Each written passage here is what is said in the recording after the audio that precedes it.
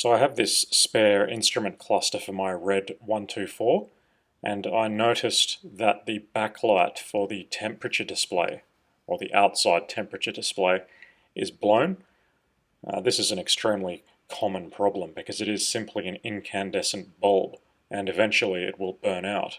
And if you look closely at that board, the heat from the bulb has discolored the board, so it's probably a good idea to get it out of there in any case. This was my first attempt using 3mm LEDs. This yielded dissatisfactory results, so I stepped up the game. This is a T5 wedge.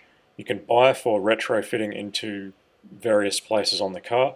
You can just remove that cap, add some heat shrink tubing to the resistor side leg, and solder it in place. The beauty of this is it runs on 12 volts out of the box. The 5mm LED does not fit in there. You would have noticed that I ground it down.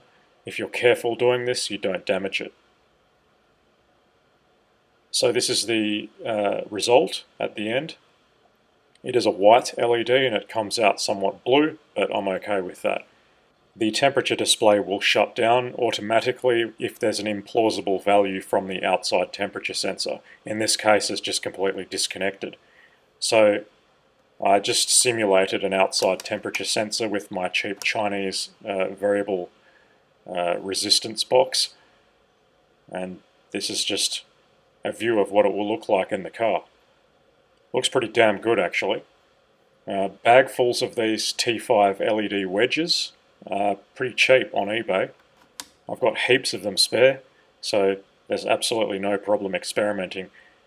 This is for a spare cluster, and I am going to fit this to the car after I've got it registered.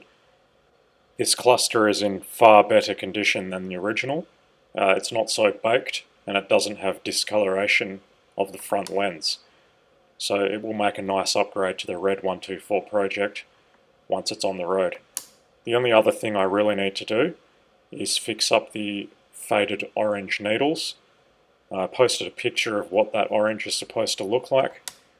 I'll try and find some kind of hobby paint that I can correct those needles with, and then just assemble that cluster and it's ready to go.